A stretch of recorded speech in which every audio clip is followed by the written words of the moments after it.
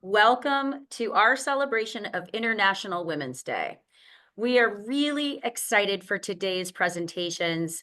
I want to thank our colleagues from all around the world for joining us. So, good morning, good afternoon, good evening. I cannot think of a better way to celebrate International Women's Day. And we are going to be talking about the assessment tools and the health related quality of life for women and girls with bleeding disorders. My name is Dawn Rodolini, and I am a World Federation of Hemophilia board member. I'm the chair of the WFH Women and Girls with Bleeding Disorders Committee, and I'm also the chief operating officer for the National Bleeding Disorders Foundation in the United States. Thank you so much for taking your time and joining us today. We can go to the next slide, please. So you've been here before. I see many friends already online, but for those of you who do not know, we have live interpretation.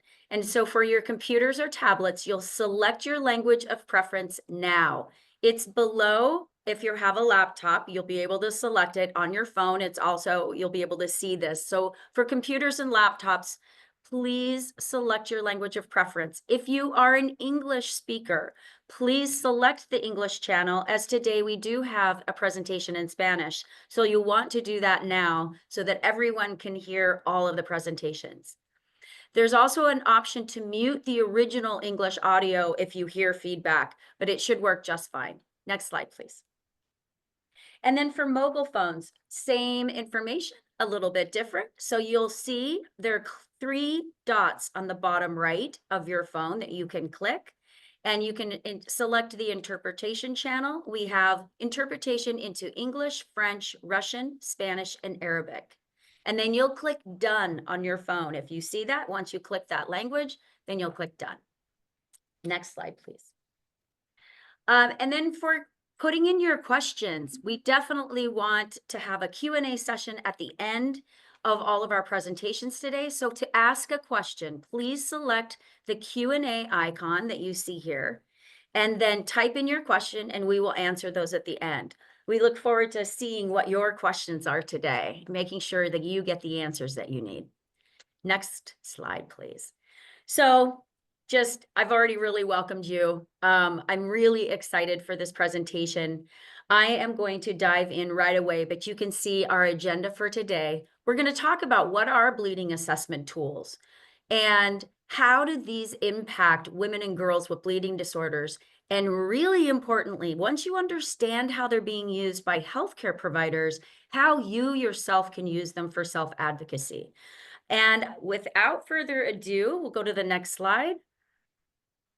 These are our speakers for today. I am so happy to welcome Joanna Davies from the United Kingdom, Megan Pike from Canada, Victoria Price from Canada, Aizat Aidarbekova from Kyrgyzstan, Amanda Prieto del Pino from Uruguay, and myself, Dawn Rodolini from the United States. So we'll kick this off. Let's go to our next slide. We have a healthcare poll, but before I do that, I want to introduce our first speaker. Our first speaker is Joanna Davies. After graduating from Glasgow University, Dr. Joanna Davies pursued higher specialist training in London, enrolled in a master's degree for research, and received her doctorate from the University College London. Her research included NIPD for hemophilia and improving pregnancy outcomes, and assessing for endometriosis in women and girls with inherited bleeding disorders. She recently completed a 5-year fetal medicine fellowship at the Royal Free Hospital in London and advanced training in acute gynecology and early pregnancy at St. George's University Hospital in London. So please take the poll and indicate if you are here as a healthcare professional, a person with a bleeding disorder, an NMO staff or volunteer, a regulator, HTA or payer, an industry representative, or you're here for another reason. You can click on the screen now to take the poll.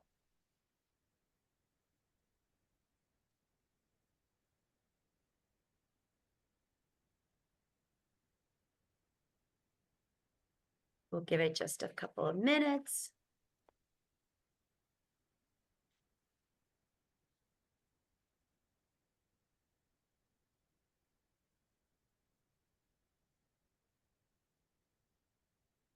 And if we could go, I think we're probably ready to go to the next slide. How are we doing for a response rate? Oh, wonderful.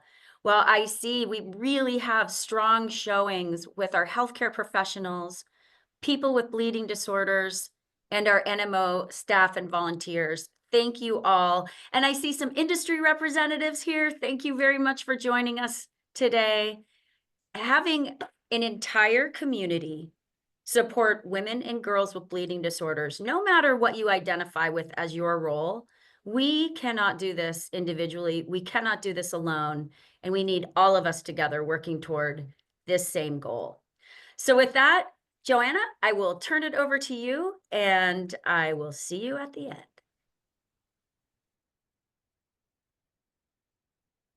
Hello, so thank you very much for inviting me to give this introduction to bleeding assessment and health-related quality of life tools. Good morning, good evening, good afternoon, wherever you are in the world. So what are they? They are useful tools that we can use to assess the severity of bleeding symptoms, especially with regards to heavy menstrual bleeding. They can also be very useful when we have a patient presenting, or a woman or a girl presenting with heavy menstrual bleeding, to try and determine whether she has an underlying bleeding disorder. Sorry, do you mind doing my slides for me? Because I don't think it's working. Thank you. So they can be used to help discriminate which of these women may have an underlying inherited bleeding disorder and which may require further laboratory investigation. So the ISTH BAT bleeding assessment tool, which interrogates all the different bleeding symptoms, we know that's very useful, specifically for that in mind. And they're also used in research and clinical practice to help evaluate the efficacy of treatments. Next slide. So how do we quantify menstrual blood loss? Back in the 80s, there was an initial study that was called the alkaline hemotin method. So this is where there was a group of women, about 21, who were listed to undergo a hysterectomy to remove the womb for heavy menstrual bleeding. And in the 1980s, unfortunately, that was the only treatment that was really available. So these women were asked to go away and collect all of the soiled towels and tampons and sanitary products from one period, and even go to the extreme lengths of, if you have a bath, to use a tampon, just to ensure you collect everything. And then at the end of the period, they brought in for analysis all of their soiled products. This was dissolved in a little vat of acid, where the hemoglobin was broken down into hemotin, and they used light spectrometry. So they shined a light through it to measure the absorbance. And this way they could quantify the amount of menstrual blood loss. And with this, they came up with the criteria of 80 mils, saying that's too much. And interestingly, in this study, they said 5 women out of the 21 who were listed to have a hysterectomy didn't have heavy menstrual bleeding, and therefore it wasn't necessary to perform hysterectomy. We'll come back to that in a bit. So over the years, there's been other methods to try and evaluate or assess the quantity of heavy menstrual bleeding. Go to the next slide. Thank you. So obviously there is a difference between subjective and objective measurement. And what I mean by that is subjective, it can be very individual and depend on an individual's perception to what her periods are. And of course, in families with inherited bleeding disorders, it can often be the case that, your mother has heavy menstrual bleeding, your auntie, so the whole family. Therefore, you may perceive that your bleeding is normal and actually not heavy. And vice versa. So if you're used to having very light periods and then they get heavier after, say, you've had a few children, then they can feel heavy to you. But objective is much more scientific way, like the alkaline hemotin method. However, we can't ask women to do this every time they have a period and prove that they have heavy menstrual bleeding by quantifying it. So another method, you can go to the next slide, sorry, was the pictorial blood assessment chart. So many of you may have even filled out one of these charts. Many of you may use it in your clinical practice or for research. So this is a chart where we ask women to document the number of the quantity and what type of soiled sanitary towels they've used throughout their period. And it then just comes up with a score. And we know that a score of over 100 correlates really well with heavy menstrual bleeding. Different cutoffs have been used. A score of above 185 often correlates with anemia and heavy menstrual bleeding. And ideally, we ask for women to carry this out prospectively. That means we give it to them and we say, go away and do this for 3 months. But the problem with that is that women or girls may be waiting for up to a year in the NHS at the moment. Currently, it can be quite a while to see your gynecologist. And then when you attend, you want to start some kind of treatment as soon as you can. So it may feel like doing a 3-month assessment of your periods, it's just going to take too long and it's going to be frustrating and lead to time delay. So next slide, sorry. We now have available a period tracking app, which is much more convenient, and it can be really useful. You can use it to advocate for yourself. So when you attend your gynecologist, if you've already got, look, I've been collecting my PBAC score. And it can also be useful for both the healthcare professional and the women to see what kind of response they've had to treatment. So say you've been given medication, like being on the pill or tranexamic acid, you go away, you do your PBAC score, and you can say, look, my PBAC score hasn't really changed, so this isn't working, I need something else. Next score. But however, I would question about whether the 80 ml criteria really matters. So is it the actual quantity, or is it actually the effect that heavy menstrual bleeding has on your quality of life?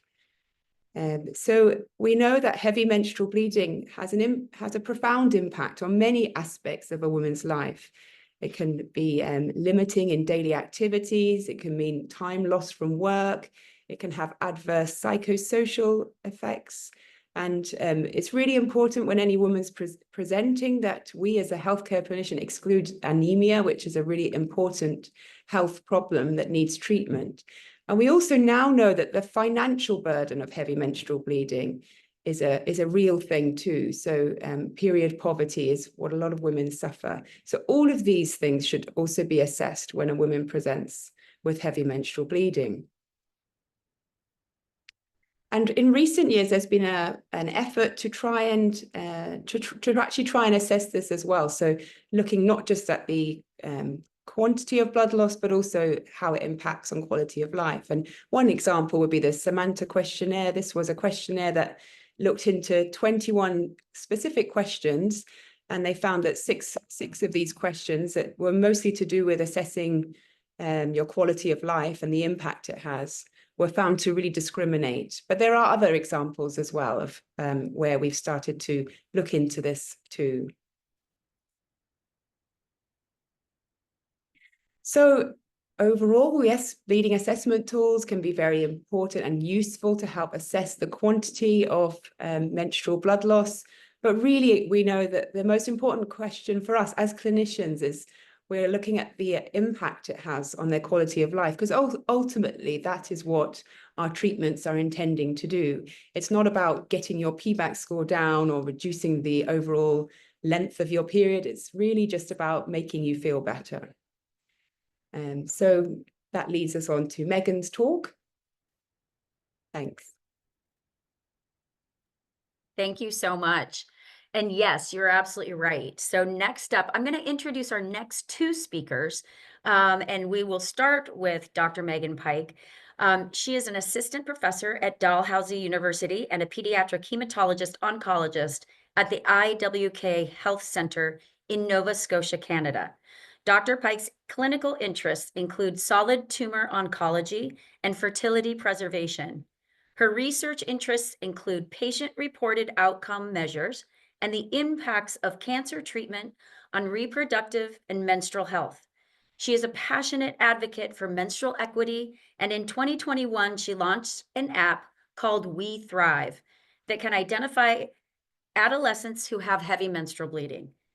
And then after we hear from Megan, we'll hear from Dr. Victoria Price. She is the division head of pediatric hematology oncology at the IWK Health Center and a professor at Dalhousie University in Nova Scotia, Canada. Dr. Price's research interests include health outcomes and cost evaluation of bleeding disorders in women and children, supportive care in pediatric hematology oncology, and management of vascular anomalies in children. Thank you both for being here, and Megan will have you kick off. Thank you. Thank you so much for having me and for that lovely introduction. Happy International Women's Day, everyone. It's very exciting to see people here from all over the world and many countries that I hope to visit one day. So I hope we can keep in touch. A few disclosures for me to make today. I'm going to be presenting on my app a little later on in the talk, and that was generously funded by the Canadian Hemophilia Society by a research grant. I also wanted to say that although I was asked to present on women and girls with bleeding disorders, I'm a pediatrician, and so my expertise is really how heavy menstrual bleeding affect adolescents. And I'm not an expert in the impact on women's quality of life, although I'll try to touch on that a little bit. I have a few polling questions to start with, and I wanted to ask the group, what do you think is the prevalence of heavy menstrual bleeding in adolescents? And I think that, yeah, there's a poll there, so you can vote.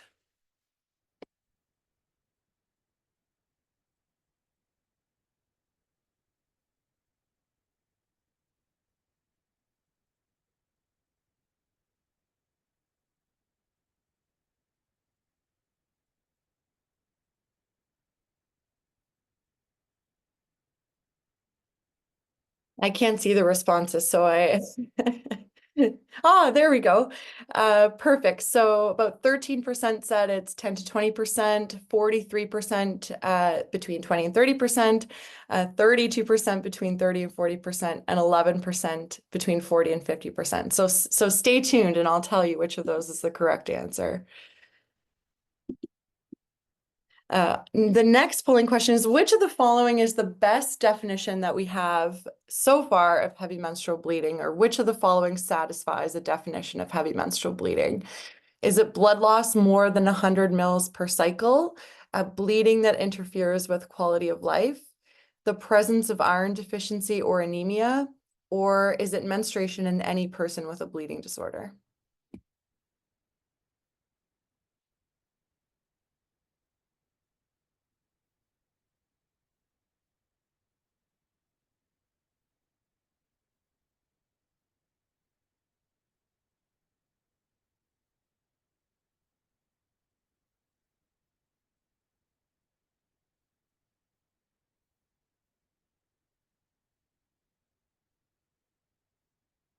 So the top answer there is bleeding that interferes with quality of life at 47%, followed by blood loss more than 100 mils per cycle at 31%. And so we'll talk about this today too.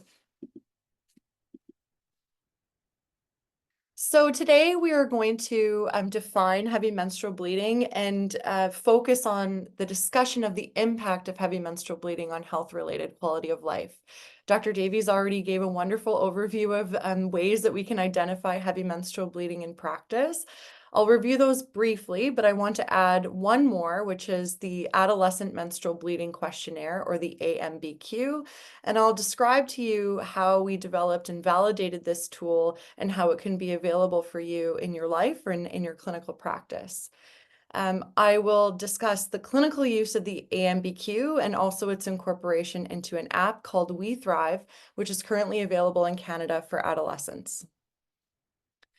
So we've already had a wonderful overview of definitions of heavy menstrual bleeding.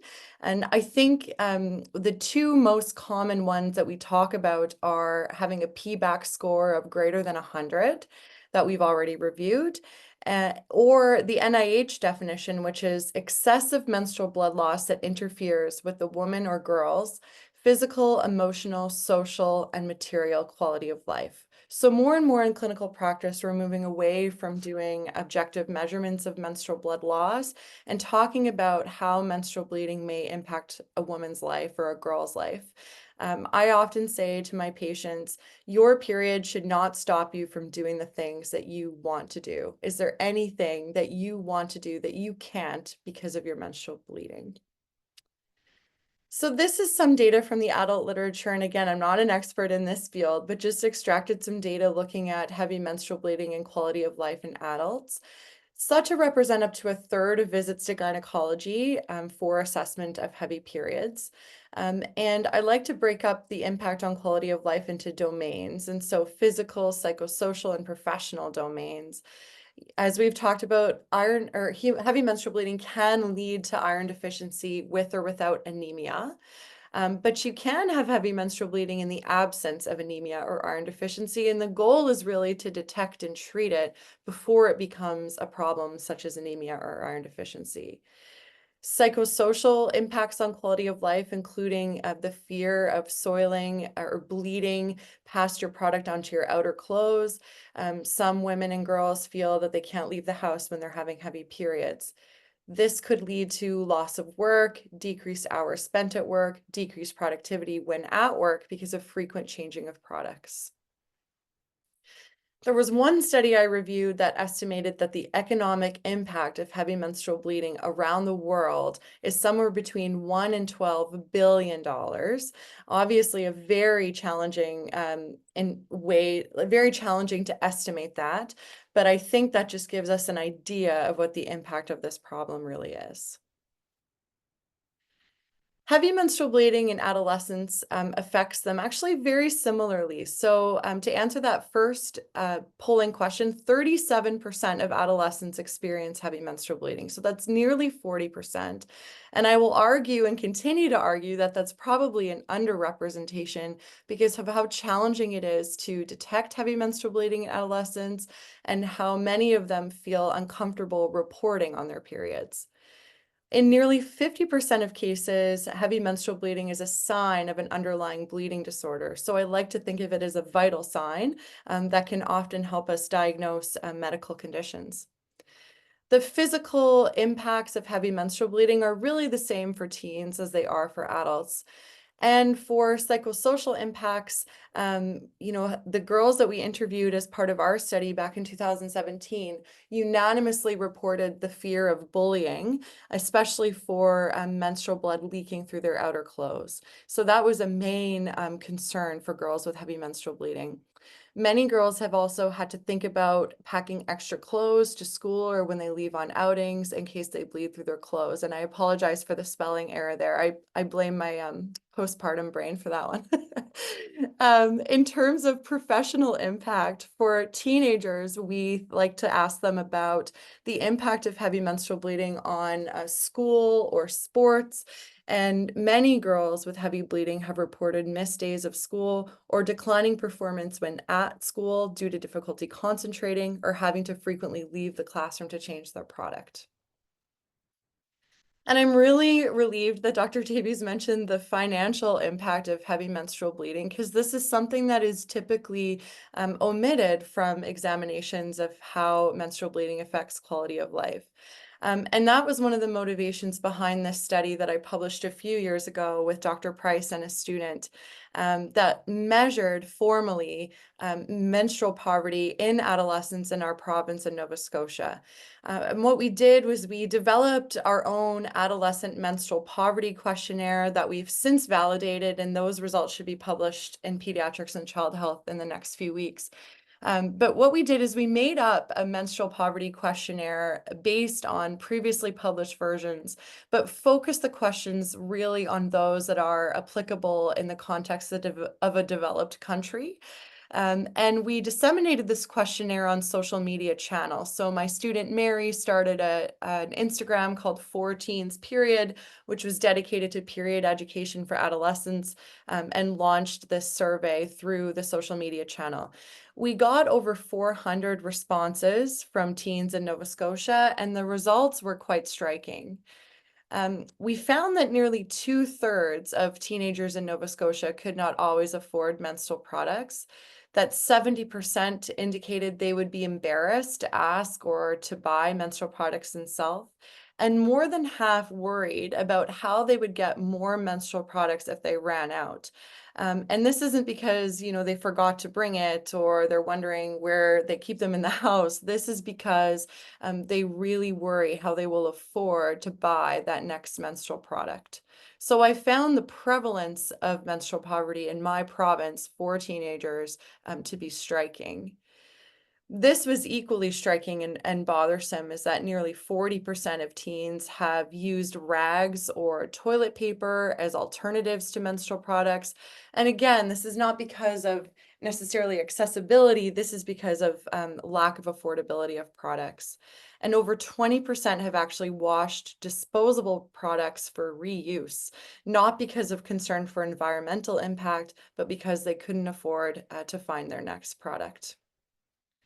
And so, of course, those who have heavy bleeding are going to use more menstrual products. They're also going to bleed onto clothes. I've had some girls tell me that they bleed onto mattresses and couches and need to replace those items of furniture, which all contributes to the growing problem of menstrual poverty that impacts not only women, but also girls. And so we have a role as clinical providers to identify heavy menstrual bleeding in practice. And Dr. Davies did a beautiful job of outlining how this can be so challenging. And we still struggle with what the best method is to use.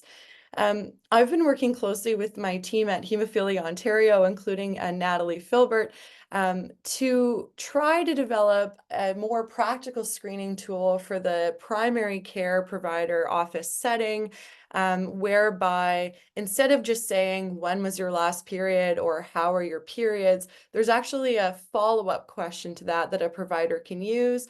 But in addition, a poster in the office that lists these, what I like to call the red flags for heavy menstrual bleeding that patients may resonate with. So these are largely taken from, well, medical textbooks from my med school days, but also from literature such as the Samantha questionnaire that we reviewed this morning. And it's a mnemonic. So how are your periods? Do you pass large clots? Do you have bleeding every day for more than 7 days? Bleeding that restricts activities? Do you take 1 hour or less to soak a product? Do you have issues with overnight flooding? Do you double up on products, so you have to use more than one product? Or have you had issues with period bleeding soaking through your clothes? And so answering yes to any of these questions is meant to prompt further investigation by a provider. There are some other ways that we attempt to identify heavy bleeding in practice. Some of us rely on surrogate measures such as CBCs to look at the hemoglobin level, and iron studies such as ferritin. However, I don't like these, as I think I would like to pick up on heavy menstrual bleeding before they contribute to iron deficiency or anemia. Many of us have used the PBAC, and I'll show you some ways in which we can do that hopefully more efficiently. There are generic quality of life measures such as the PEDS QL, which can measure the impact of a disease or a condition on pediatric quality of life. But in something like heavy menstrual bleeding, we really need a disease-specific tool to measure the impacts of specifically menstrual bleeding on quality of life. And this was published by Dr. Mattison in 2015 in adults. She wrote and developed and clinically validated the menstrual bleeding questionnaire, which was validated for use in women over 18 years of age. This questionnaire has 4 domains: pain, bleeding history and quantification, bleeding predictability, and bleeding related quality of life. And she uses this questionnaire to identify and define the impact that heavy menstrual bleeding has on quality of life, which becomes more important as we shift towards that being a definition of heavy periods. Back in 2017, my team and I started to develop and validate the menstrual bleeding questionnaire for adolescents, and calling it the Adolescent Menstrual Bleeding Questionnaire. And we used that tool as well as the Pictorial Bleeding Assessment Chart tool to integrate it into an app for teenagers called We Thrive. And I'm going to walk you through these tools now. So in order to develop the Adolescent Menstrual Bleeding Questionnaire, we reviewed and revised Dr. Madison's Menstrual Bleeding Questionnaire for use in adolescents. And we did this with a focus group of 5 adolescents, interviewed them and received feedback on each question. We then sought out to assess the validity, reliability, and responsiveness of the AMBQ. So this study was really done in 2 phases. First phase was dedicated to developing the AMBQ based on the menstrual bleeding questionnaire, and the second phase was to test its measurement properties. And so, as I mentioned, to develop the AMBQ, we met with a group of 5 adolescents with heavy menstrual bleeding who reviewed the original version that was published for adults. And we made about 3 word substitutions affecting anywhere between 2 and 4 questions to make the tool more applicable for adolescents. So, for example, instead of using the word sanitary product, we replaced them for words like tampon and pad. Instead of talking about work, we amended the tool to address impacts on school.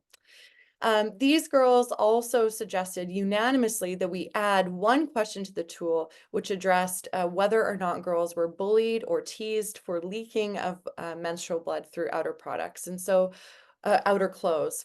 And so what we ended up with was a tool with 21 questions that could measure the impact of heavy menstrual bleeding on an adolescent's quality of life. So then over the course of the ensuing 3 years, which is 5 years ago now, which seems crazy, we recruited adolescents into 2 groups, those with and without heavy menstrual bleeding. We excluded those with chronic diseases such as cystic fibrosis or inflammatory bowel disease, hyperthyroidism, or other diseases which may impact menstrual bleeding, because we really wanted this to be as specific as possible to the impact of heavy menstrual bleeding on quality of life in the absence of other chronic medical conditions. We administered 3 questionnaires at 2 time points, the adolescent menstrual bleeding questionnaire, which is what we were testing, the PEDS quality of life questionnaire as sort of a well-validated, well-used tool in pediatric literature, and the pictorial bleeding assessment chart. The control population, so those without a known diagnosis of heavy menstrual bleeding, completed those 3 questionnaires at baseline and again 1 to 2 months later with their next period. And then those with heavy bleeding completed it at baseline and about 6 months later. We calculated the tool's validity using Pearson's correlation and assessed the reliability of the tool using an intraclass correlation. And then we applied a receiver operating curve to assess the ability of the tool to distinguish between girls with and without heavy menstrual bleeding. We ended up enrolling 52 participants with a mean age of just under 15 years old. 20 of those had heavy menstrual bleeding. And on the AMBQ, we found that those with heavy menstrual bleeding had a significantly higher score, indicating worse quality of life than those without heavy menstrual bleeding. And those differences in values were statistically significant.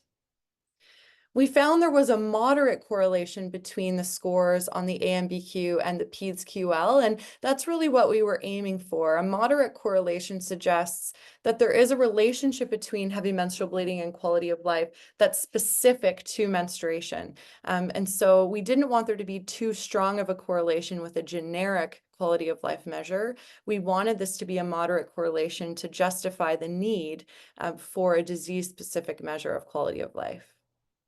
The tool had high test-retest reliability, especially in patients with heavy menstrual bleeding. And we also found, looking back at the data, that a score of greater than 30 on the AMBQ identified those with heavy menstrual bleeding with excellent discrimination, with a specificity of about 84%, which is similar to the specificity of the PBAC. So what we concluded is that the AMBQ was a valid and reliable tool to assess quality of life in adolescents with heavy menstrual bleeding. And we found that it may actually assist clinicians in identifying those with heavy menstrual bleeding. And it takes about 10 minutes to complete, so could be easily implemented in the office setting. The next steps for the AMBQ have been establishing its responsiveness. So what is the ability of the tool to respond to changes of the impact of menstrual bleeding on quality of life before and after intervention? We are just finishing the data collection phase of that analysis. I have already translated and validated the tool into French, into Canadian French, and we are open to having this tool available in other languages for those who wish to use it. So I hope I have convinced you that the Adolescent Menstrual Bleeding Questionnaire is a tool that can be very helpful in your practice or for further research. And please don't hesitate to contact me if this is something that you'd like to use either in your practice or in your research. This is the process we use for translation. So it's a fairly standard process, enacting a process of forward and back translation from English to French, then French to English. Our team reviewed and reconciled the French version and then went through a series of cognitive debriefing interviews with French-speaking adolescents to develop the final version in French. We made linguistic changes to about a third of the questions and major changes to only 4 of the questions on the tool. And what we established is that the AMBQ in French was easily understood by adolescents who are French speaking and had great face validity. And so we are willing to do this in other languages, and it is currently available in English and French. So this was all wonderful. And during the process of completing this research, you know, like many researchers, I spent hours in front of a computer manually entering data during my fellowship, trying to like figure out my clinical practice and write my exams. And I just thought to myself in the middle of the night one night, wouldn't it be great if there was an app that could help a teenager learn from the very beginning, is my period normal? And wouldn't it be great if that app could also help researchers collect the data that they need to help measure the impact of heavy menstrual bleeding? And so that's exactly what we did. So I would like to share with you an app that we launched in 2021 called We Thrive.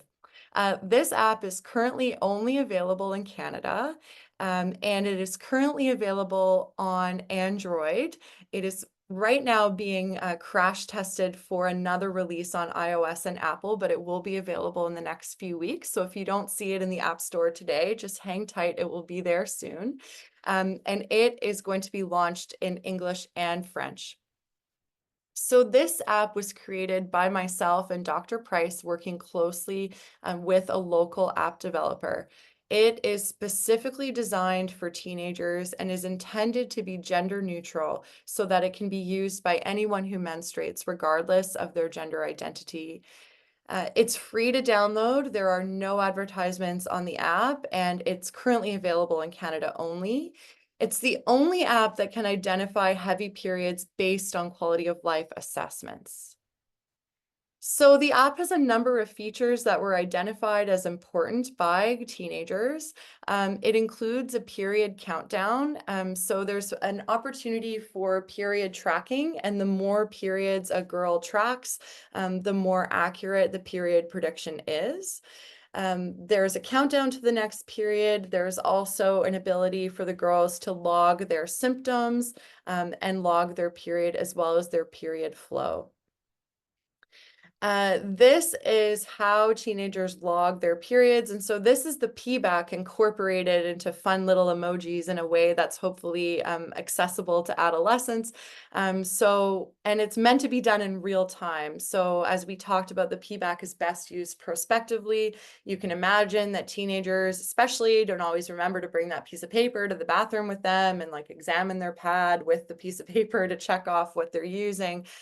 So what we have tried is implementing the PBAC into an app so that if a girl is on their phone after they've used the washroom, they can say, oh yeah, I think my pad or my tampon maybe looked like that. And the app will start to track the products in real time. We were also able to integrate a feature, it's just at the very bottom of the screen there, that includes a menstrual cup, which isn't currently on the PBAC, but the menstrual cup itself has lines on the side indicating the volume of bleeding. And so this app will also track and identify heavy menstrual bleeding based on how full the cup is for a standard size cup. The app will generate a PBAC score at the end of every period logged with a score of 100 or more indicating a heavy period. It will record the number of products to use so that girls can always be prepared for their next period. And when these reports are available, the teenager can opt to get a notification to review them. This is what the period prediction function looks like. So the darker the glow of the orange ball, the more likely it is that they will have flow on that day. But the app tries to give a range based on previously logged periods of what days the user can expect to have their period. This is the symptom tracking, which is one of the most fun parts of the app, according to adolescents. So it just uses these fun emojis to indicate whether or not they've experienced any abdominal pain, bloating, mood changes during or around their period. We've also integrated the adolescent menstrual bleeding questionnaire into the app, and we called it a flow check. So girls will receive a notification to complete the flow check after every couple of periods, and that is meant to be an assessment on how periods are interacting or interfering with quality of life. All of the questions of the AMBQ are integrated into the app, and it's felt to take about 5 to 10 minutes when we piloted this with girls to complete the AMBQ on the app. So it may actually be faster to do on the app than on paper. That result is meant to give an impact of heavy menstrual bleeding on quality of life, and all of the questions address that. This is just one sample question from the AMBQ, which asks, during your most recent period, how many days do you think your schoolwork suffered because you were bleeding? And then similar to the PBAC, the app will calculate a score of the AMBQ or the flow check with a score of 30 or more indicating possible heavy periods. And that's based on the study that I just showed to you. And the nice thing about this app is that it will, once you receive that page that says, you know, this may be, you may have heavy periods, what do we do about it? The app will direct the user to clinics in their area, which have providers that have interest and expertise in adolescent health.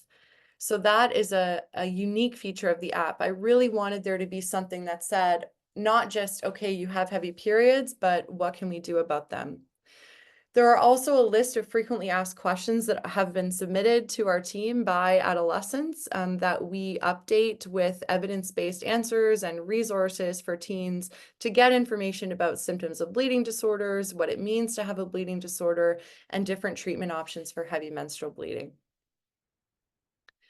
And so we are on social media. And so if you have the chance today to give us a like or a follow or to share us on your social media pages, it would really help with uptake of We Thrive app. We really try to make these pages an opportunity for menstrual education, as well as to highlight some features of the app. And so that's our, for Instagram there, we_thrive_app. I was able to study the impact of the app on adolescents who menstruate, and this was just published in October. And so one of my students conducted a qualitative study with adolescents who menstruate. She interviewed adolescents who had both heavy and non-heavy periods about their use of the app. I won't go through this in detail, but essentially we generated 5 themes that described the impact of We Thrive app on adolescents who menstruate. And unanimously, these users identified that We Thrive app helped them have a better understanding of their menstrual period, particularly the symptom tracker, which is helpful in understanding and predicting their periods. Those with concerns about their period health were more likely to use the clinic features and to read the frequently asked questions. They all felt the app had nice visual features, was easy to use, and there was no concerns about the trustworthiness or privacy of their data using the app. And so our ongoing work will be to build this app, and my goal is to have it in the hands of every adolescent so that no one has to wonder if their period is normal. We are doing ongoing work to establish the responsiveness of the Adolescent Menstrual Bleeding Questionnaire. We will continue to translate the AMBQ in other languages to make it accessible to researchers and clinicians worldwide, and to be able to use the app to help inform adolescents and clinicians about their patients' menstrual health. Lots of people to acknowledge, especially Dr. Price, who has been my fearless mentor and guidance through this whole process. It's been, you know, almost a decade of working together on this work. I've learned so much from you, and it's been a real pleasure. CPTHN and Canadian Hemophilia Society have both provided funding for the various research I've presented today. And I wanted to highlight that the majority of the acknowledgements are on this slide are women. So, you know, may we be them, may we work with them, may we learn from them. And it's just really inspiring to see that on International Women's Day. So thank you very much. And I look forward to your questions during the question period. Thank you so much. This was really impressive work, and I can't wait to see the questions that come in through the Q&A. I have a couple of them myself, so I'm excited for that part. And so now, as promised, you will hear from three of us about how to use BATS to advocate for yourself. And so I would like to introduce to you our fellow participants. Aizat Aidarbekova is a young woman of a 10-year-old boy with hemophilia with severe inhibitors. She has been involved with the Hemophilia Society in Kyrgyzstan for the past 9 years, and since 2019 has been working as a volunteer at the international level, including working as an ambassador at the EHC Youth Committee, as well as with the WFH Youth Twinning Program between Italy and Kyrgyzstan. She currently sits on the WFH Women and Girls with Bleeding Disorders Committee. And then our next presenter, who will be sharing her story, is Amanda Brito Del Pino. She is a symptomatic carrier of severe hemophilia A and a mother of 2 sons, one of whom has severe hemophilia A. Since 2017, Amanda has been actively volunteering with the Hemophilia Association of Uruguay. In 2018, she received the Susan Skinner Scholarship, which enabled her to lead activities or initiatives aimed at improving care for individuals with hemophilia in Uruguay, including in 2021, access plan and new therapies for all pediatric patients. In 2022, she joined the Coalition of the Americas, participated in their fellowship program in the United States. She currently sits on the WFH Women and Girls with Bleeding Disorders Committee. And then I'll share a little bit on my own, about my own experience, but we will kick it off. And Aizat, would you like to share your experience, please?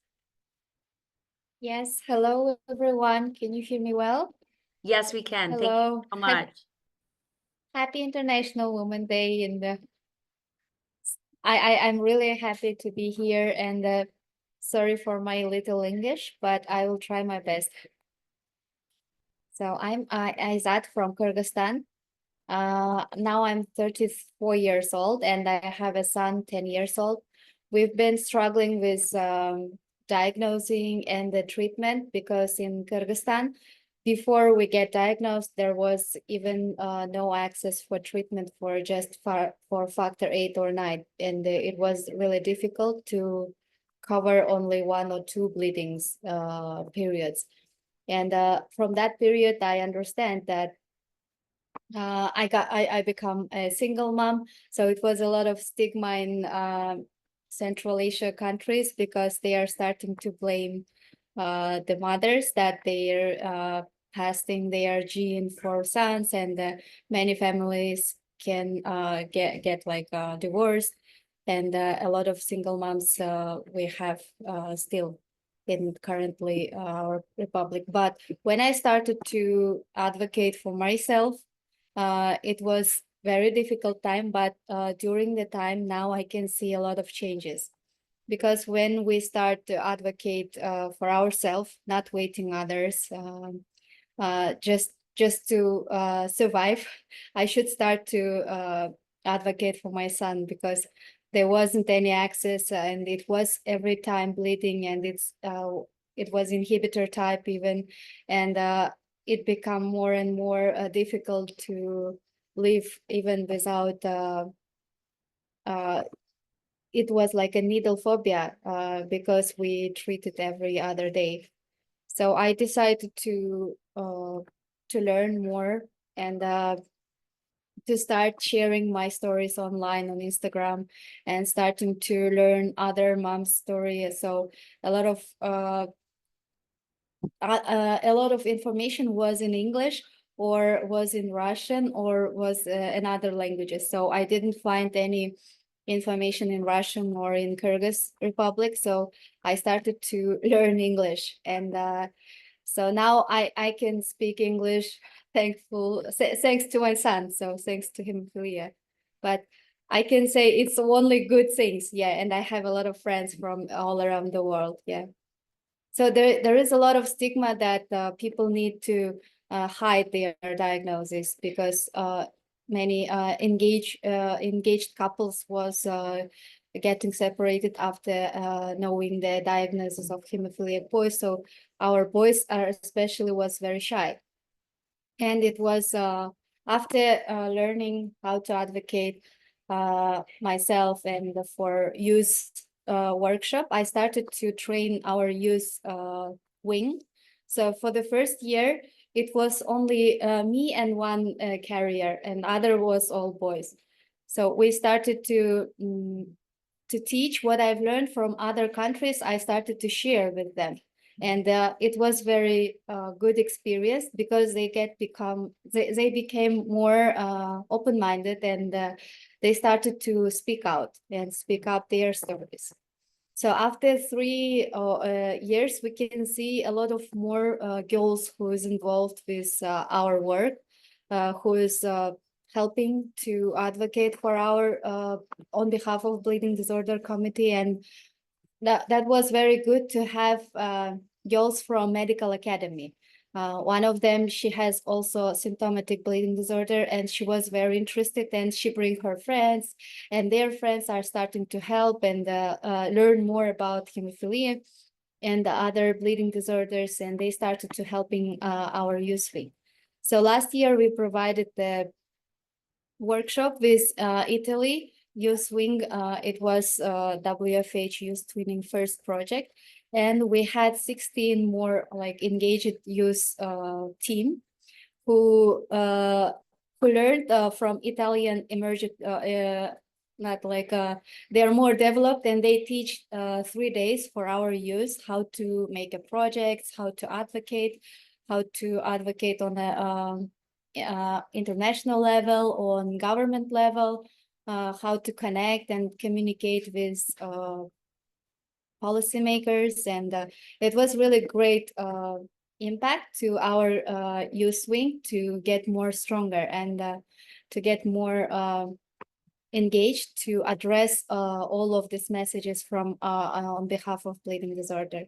And recently, last year, and on conclusion of the youth twinning program, we provided especially for women and bleeding disorder the lecture with our expert Dr. Mary Omurova.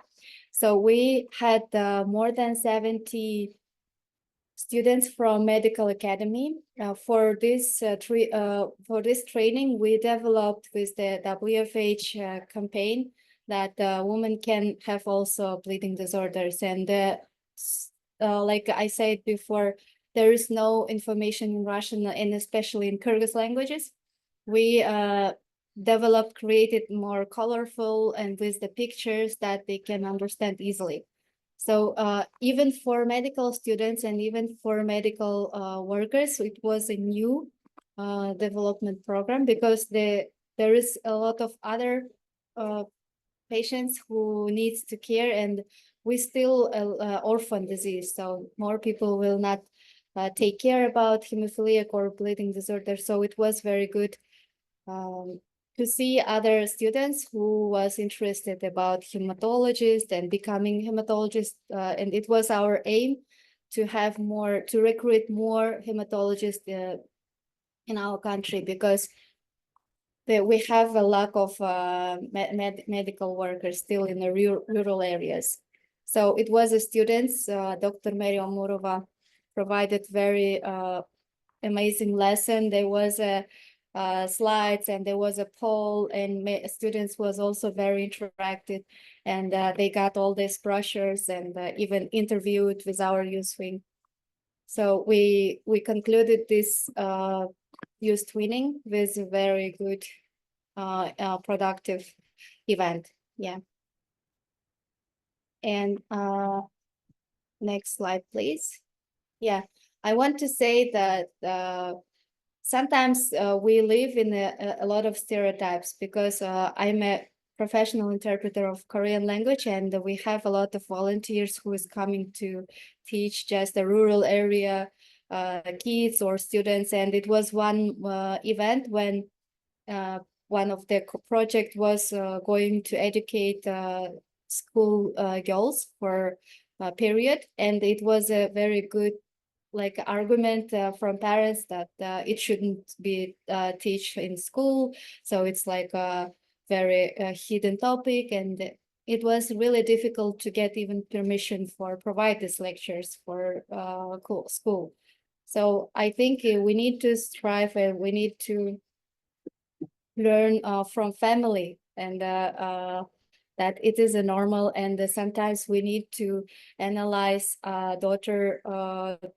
We have all daughters, and we need to analyze their hygiene system, and tell them it at home, not hidden it, because they should.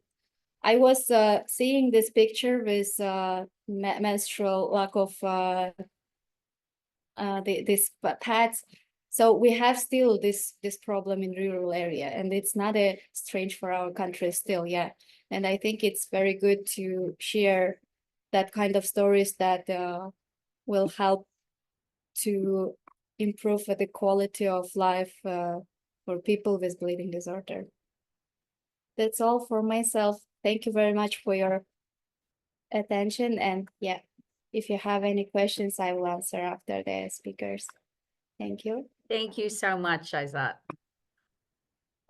And Amanda, go ahead and please share your experience. Bueno. Good morning, everyone. I can see there are men and women here. I'm happy to see that there are some men here as well. First of all, I'd like to thank you for being here, for taking the time to be here.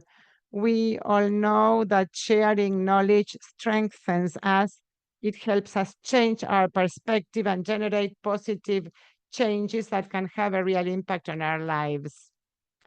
At personal level, I want to tell you about my own experience. I am a symptomatic carrier of severe hemophilia A. I have moderate or mild hemophilia. On several occasions, I faced difficulties related to my condition, and I was unable to recognize them. I had a knee hemarthrosis. I spent 3 months unable to walk with an 8-month-old baby. I spent years with anemia, suffering anemia, and not realizing that I had anemia and iron deficiency until the disease left me so disabled that I couldn't even get up in the morning, and it was only then that I started treatment. I'm sure you must be wondering, how can this have happened? Didn't you have the information? Well, I have to tell you that I had all of the information available. However, I was unable to advocate for myself, understanding that what was happening to me related to hemophilia. There are 4 pieces of advice that things that I learned by listening to women from all over the world. I have had the opportunity to listen to her.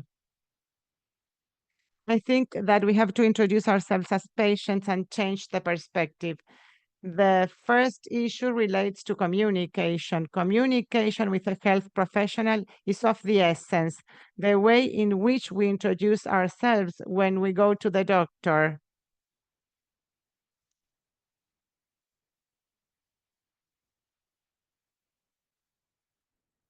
me-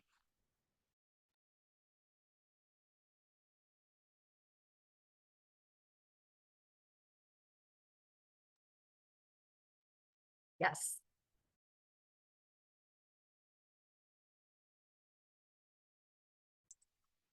communication is fundamental. The way in which we communicate with our doctors, with healthcare professionals, how do we introduce ourselves? We have to talk about our condition. We need to be understood. It has to be understood that we have this medical condition, and it is fundamental in our medical record. We have to understand that, and the doctor has to be able to understand. Sometimes it is difficult to talk to doctors this way, and we might say, there is something you should know about me is that I have mild hemophilia A. And the doctor may say, no, women do not have hemophilia. And it is there that we need to understand that they may be lacking information. And we need to tell them, I have a given percentage of factor in my blood. Did you know that that takes me to have the same bleeding symptoms that men suffer? If you want more information, I can put you in contact with my patient organization or with a specialist. I can send you the information. We need to open up this communication channel and open the door to the possibility that the healthcare professional may not have this information, but we have to be certain about our condition and assertively communicate it at the beginning of each visit, as we would communicate any other piece of our medical history. And my second piece of advice is when you go to the healthcare professional visit, we patients have the possibility of setting the agenda, telling our doctor from the very beginning what is it that we want to discuss in this visit. Sometimes it's good to have a list, or at the beginning of the visit, you can tell the healthcare professional, well, I'm coming to this visit to talk specifically about my symptoms during my period and after my period. And that goes hand in hand with the tools we just saw in previous presentations. These tools allow us to show the doctor quantifiable objective information that has to be related to what we are telling them. Because what we see is that what is considered normal or not normal is different, and symptoms are what we should use as our guide. That would be my second piece of advice, to stand out as patients and talk with courage. That is to say, communicating clearly and having a clear list of items that we need to discuss in our medical visit. My third tip for you is that we need to humanize communication. We need to tell what we went through and relate it to data. We need this to be informed with data. If we have tools and data, they help us, but we shouldn't leave it aside. Our narrative, our experience as human beings is fundamental. And it is there that the healthcare professional can see the real impact on our quality of life. One more thing I'd like to mention, and that we have discussed during this wonderful webinar, is that we need to seek support in our communities, in organizations. We are fortunate. John started dealing with this and with the committee 5 years ago.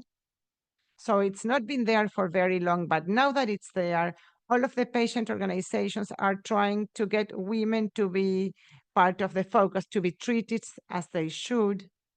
So we need to seek support in the languages we need. We can share information. If you feel that you are not heard, you can seek other communication channels.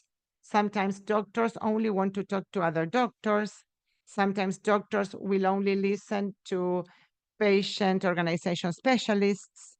Well, we need to do some teamwork so that information will reach all channels. these 4 tips can be useful at the time of fighting for your rights, taking care of your health, defending and advocating to have an improved quality of life. It's important for us all to realize that we are faced with a change process. The paradigm is changing. The bleeding disorders community is putting us in a different position. We have a new role to play. We need to favor this process and make our contributions because we deserve better care and we deserve excellent quality of life. I am available to support you in whatever way I can, and we will continue working from the Federation's Women's Committee to continue to grow our information base. Thank you very much. Amanda, thank you so much. And thank you both, Aizat and Amanda, for sharing your personal story, because it is not always easy to put yourself out there. And it is not always easy to talk about the symptoms and the challenges that you faced. But both of you have seen tremendous progress and success, and that is due to your own advocacy. So thank you very, very much for sharing your stories. Well, now I get to talk about me. That's always a little awkward. So, it's funny. I put this up here just because I think this is what it's all about. It's interesting. I typically focus, when I tell my story, I focus on my dad when I was growing up, who had hemophilia. And then when I became a mom, that focus shifted and it became my children. And I tend to talk about my son, who also has hemophilia. Or I talk about my daughter, who is not affected and is not a carrier, but this is sort of the shift that I've made in my life. So today I'm going to talk only a little bit about me. I found out that I was a carrier of hemophilia B when I was a junior in high school at 16 years old. And you may say, but your dad had hemophilia. Of course you were a carrier. I did a biology paper on the inheritance of X-linked diseases and focused on hemophilia. And even though my dad did have hemophilia, he had no idea of the inheritance because he didn't have the education and was never seen at a hemophilia treatment center, even though he lived in the United States. He just didn't know they existed.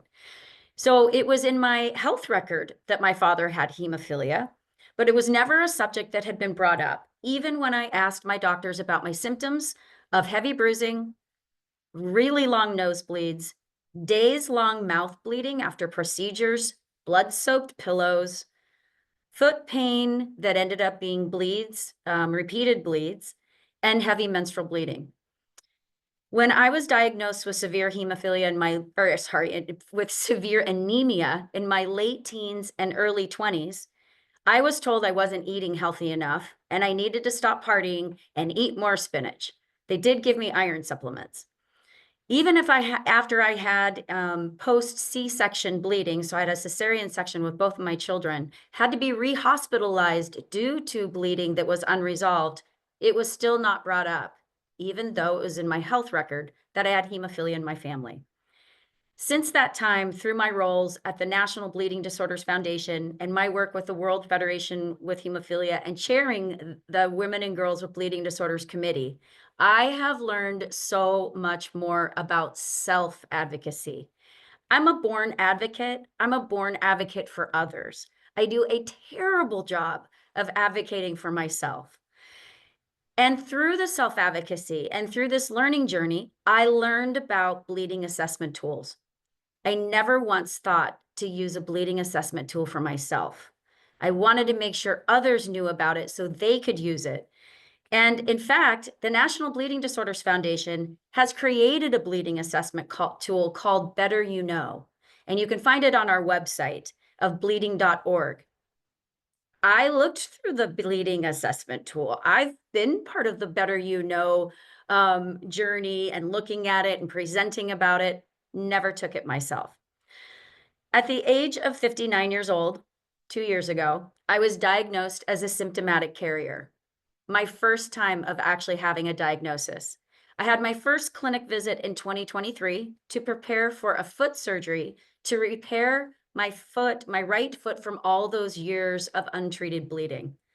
In January of this year, I had my first comprehensive clinic visit because now I have a diagnosis. I have experienced 4 different factor levels through my life. I've been drawn 4 times. They have all been different. I have been in the mild and normal range at 30%, 60%, 78%, and 88%, not in that order, but those are the different levels I've had. And when I've shared that with hematologists, they've told me it's because the assay was not correct, that there's no way my factor levels could have fluctuated. Well, we are starting to learn, and we are starting to understand that absolutely in women and girls, that our factor levels can and do fluctuate. I also really struggle with imposter syndrome, and I second guess all the time whether I deserve access to treatment and care, even now. So recently, I decided to take the bat, and I was doubting whether I should advocate for something. And I thought, oh my gosh, this is actually a perfect tool for me to sit down and take, let's see what my bleeding assessment is. And on this particular bat, the score of 0 to 5 was normal. And I scored a 22. And that score reassured me that I absolutely should be advocating for my own access to treatment and care. So I look to this experience on my own to encourage you all, please, please share. If you're a healthcare provider, have your person that you're seeing that might have heavy menstrual bleeding, that might be a carrier that you've never talked to before about their bleeding, and ask them to take the bleeding assessment tool. It is really reassuring, an amazing tool to help me stand firmly in my diagnosis. And just as an update, last week, I had my first iron infusion because guess what?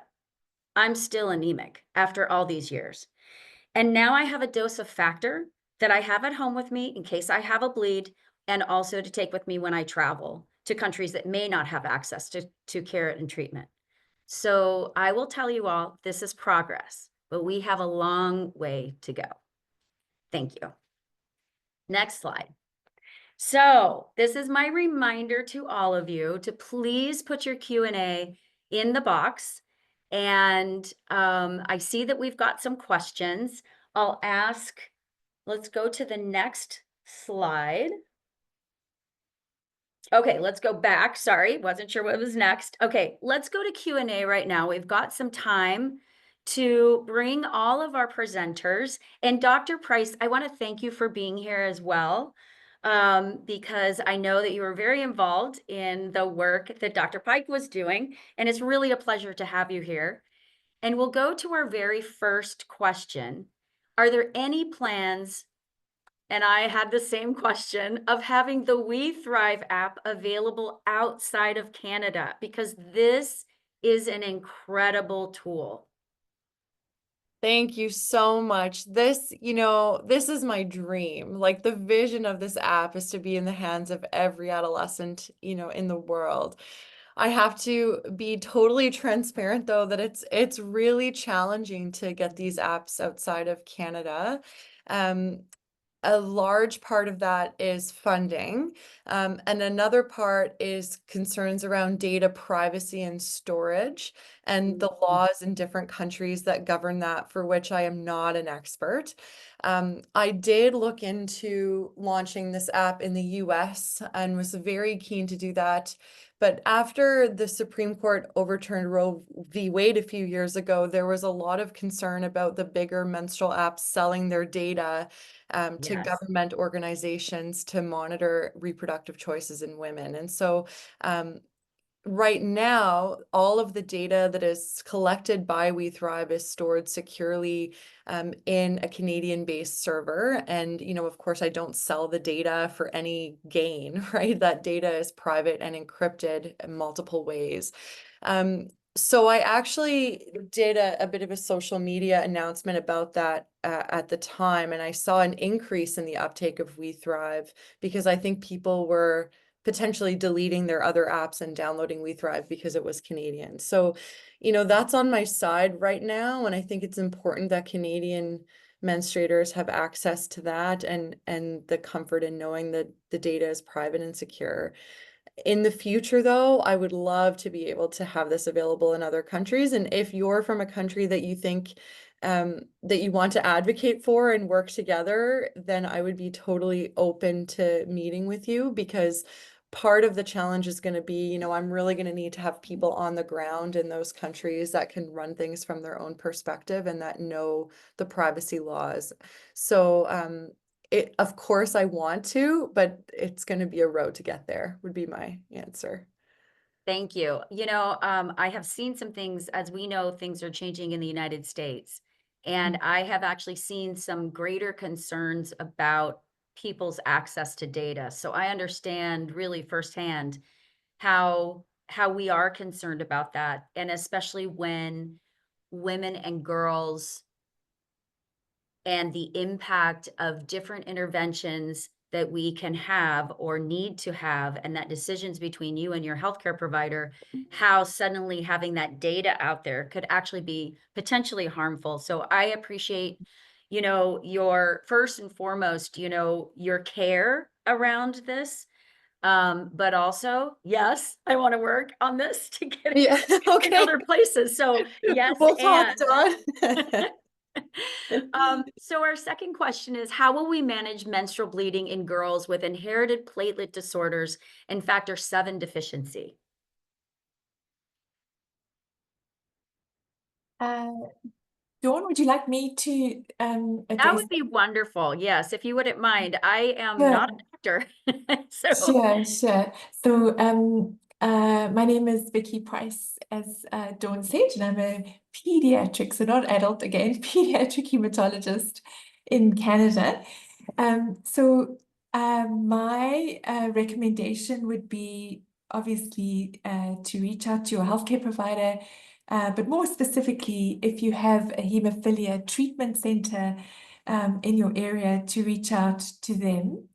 The reason being is that often even hematologists who don't work in the area of bleeding disorders are unfamiliar with treatment of these kind of specific disorders. So that would be my first recommendation. And then secondly, more specifically, there are different types of medications available. So for instance, for platelet disorders, depending on the type of disorder and the severity of bleeding associated, and with the platelet disorder, there's an oral medication, something can be taken by mouth, called tranexamic acid. There's also DDAVP, which is an injection that can be given under the skin. And obviously there's also platelet transfusions indicated for some of the platelet disorders. In terms of factor VII deficiency, again, depends on the severity of the factor VII deficiency, and more specifically as well, the severity of the bleeding you experience. Again, tranexamic acid I found to be very helpful, but some women also require infusions with factor VII replacement factor for their bleeding. And I've certainly experienced that with some of my patients. In general as well, I would say many of us work together in collaboration with gynecologists. Here I work with a pediatric gynecologist, and in the girls that I see with heavy menstrual bleeding with both of these disorders, I often involve my gynecology colleague, and I know that she helps me with recommendation and indication for hormonal therapy, which can also be very helpful in managing menstrual bleeding. thank you so much. I'm going to, oh, and I see Dr. Davies. Yeah, just to add that from a gynecological perspective, we know that the hormonal coil, Mirena coil, can be very beneficial, and they can be used in adolescents. They actually come in different sizes. This is just an implantable device that goes inside the womb. And they have one that's specifically developed for adolescents because it's smaller.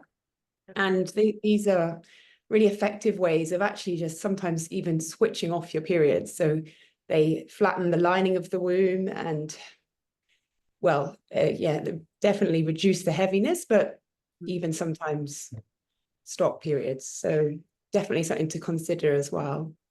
Thank you. Thank you very much. So I'm going to go to one of the questions about how can I access the bleeding assessment tool?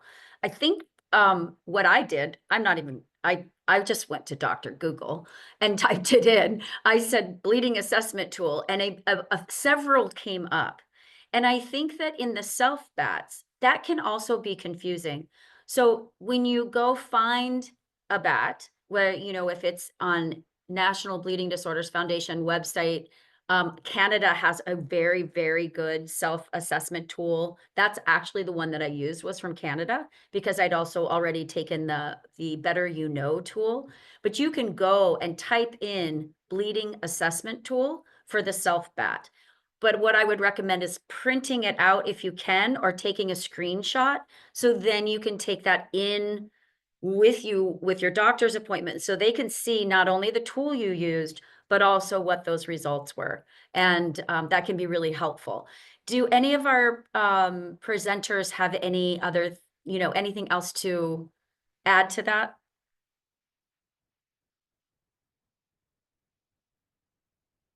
I'd like to say that this is so important what you're saying, Dawn, in terms of finding the best tool adapted to your own situation, to your culture, to your country, maybe doing that Dr. Google search or with ChatGPT. But Yeah. it is so important. I mean, there's not a single way of doing it. And I'd like to say it because I come from a Latin American country. And in America, the realities are really so different and cultures are so different as well. So it is so important to do the search and to find which is the best tool with it, whatever is available, of course, and why not, as Joanna did, create one, not Joanna, excuse me, Megan, as she did, to create an app or create a tool, a team effort to see which we need, to take that into consideration. Thank you so much. And Dr. Price?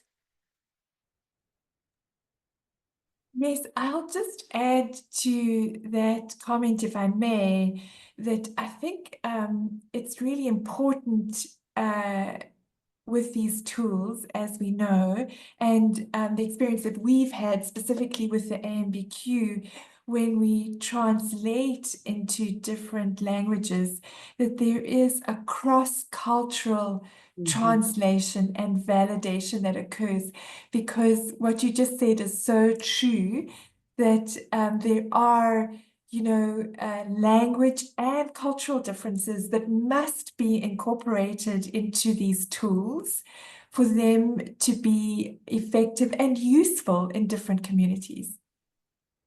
Absolutely. And thank you so much. So we have so many questions still to get to, but we have only a few minutes left. And so I would like to ask one last question, and then we're going to get to the rest of our slides because we've got a couple more things to address. I don't even know if this is possible, but one of our attendees, Dr. Kulkarni, said, very inspiring stories. Can you address mental health issues with women and girls with bleeding disorders, especially those who experience it after childbirth? What I will say, that's a whole webinar.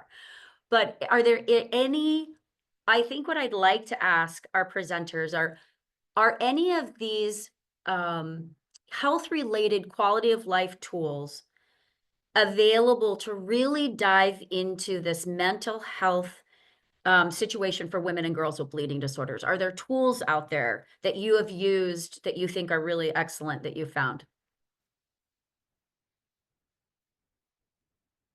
Can I answer this one? Please, yeah, thank you. When I did my research, I was looking really at the health-rated quality of life outcomes for women with endometriosis. This is kind of an interesting area. Yeah. We know that there's a bit of an association with bleeding disorders and endometriosis. and that really impacts on quality of life.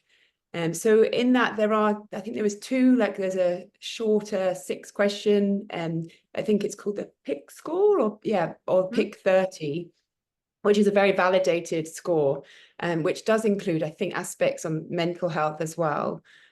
So yeah, I think there are things out there available, not specifically for heavy menstrual bleeding, and it looks like there's definitely a need to develop that assessment of.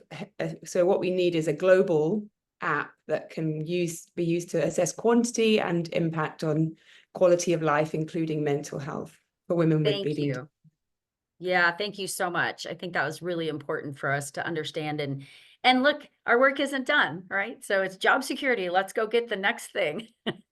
I Exactly. want to thank all of our presenters. Let's go to the next slide. So I want to shout out, some of you have heard of the instrument probe, and probe has been used in hemophilia, and it's been widely used for men and boys with hemophilia.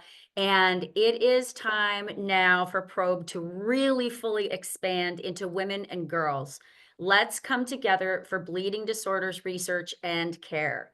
So if you scan this QR code, you can participate in this probe study. You can share your own quality of life, mental health experiences, and you will help us to start gathering this very, very important information.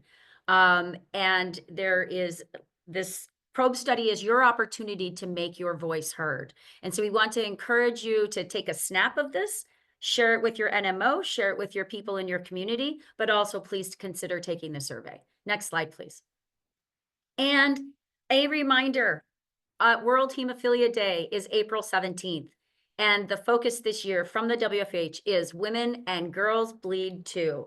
And I really want to celebrate this from the international level. This is such an important thing that WFH is doing. In fact, this was our underlying message this year. I'm in Washington, D.C. right now. Yesterday, we had 420 advocates go to the Legislative Hill in Washington, D.C. to share this message and talk about why women matter.